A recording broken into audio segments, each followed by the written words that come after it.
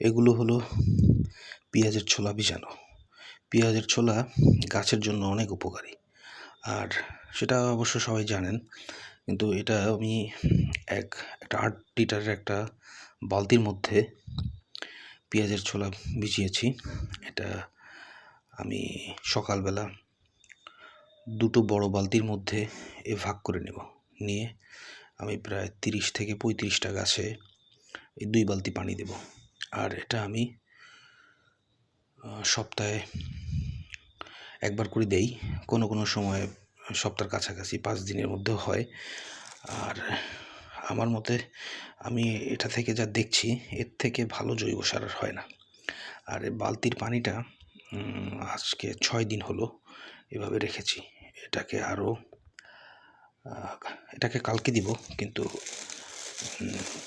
আমি একটা কাজ করি, সেটা আপনাদের কাছে শেয়ার করছি। এটা হচ্ছে, আমি এই যে এতটুক সাদা সার এর মধ্যে দিয়ে দিচ্ছি।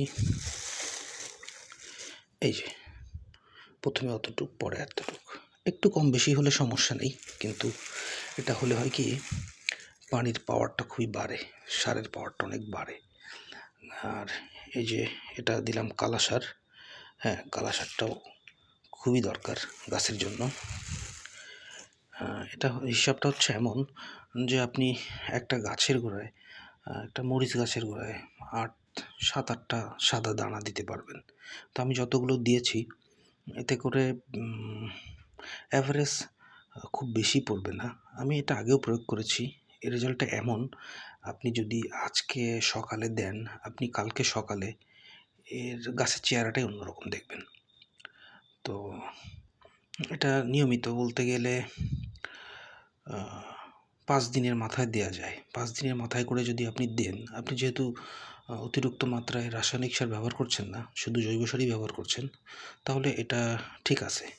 আমি এটা দেওয়ার পরে এই যে লাঠি দিয়ে এটাকে মিলিয়ে দিচ্ছি। এটা পুরোপুরি এই পানির সাথে মিলে যাচ্ছে। এটাকে আমি কালকে সকালে গাছের গোড়ায় প্রয়োগ করব। আর আমি গাছের গোড়ায় খৈল পচানো পানিও দেই, আর এর জন্য একটা আলাদা ভিডিও দেব।